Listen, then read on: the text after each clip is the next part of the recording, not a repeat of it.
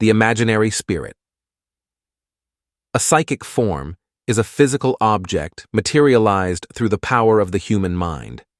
But does it really exist? In the summer of 1972, several members of the Society for Psychical Research in Toronto decided to conduct a study of psychic forms by evoking a spirit.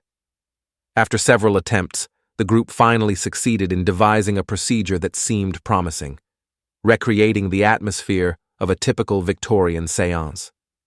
To facilitate the experiments, the group members decided to establish contact with a totally imaginary entity.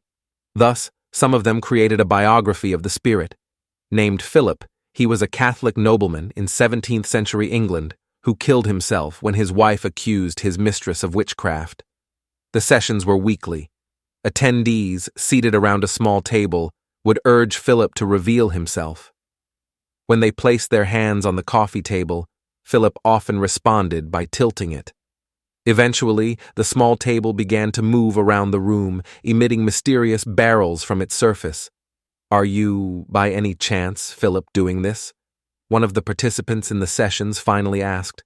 When a clear beat of an answer was heard, everyone became very excited and began to converse regularly in code with the spirit. As was to be expected, these shots, for which no rational explanation could be found, responded in complete agreement with Philip's fictitious biography. If the entity was asked a question for which the group had never created an adequate answer, the coffee table emitted only strange screeching noises. The blows and movements became louder by the measure that the sessions lasted.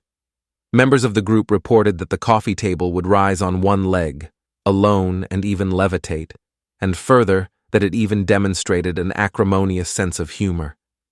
If someone tried to sit on it to immobilize it, a sudden force would cause it to tumble to the floor.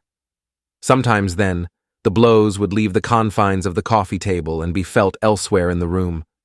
These experiments had such a spectacular outcome that the Toronto group began to doubt the existence of genuine spirits, and declared that the kind of behavior that suggested the presence of a spirit could be attributed to a psychic form created solely through the powers of the mind.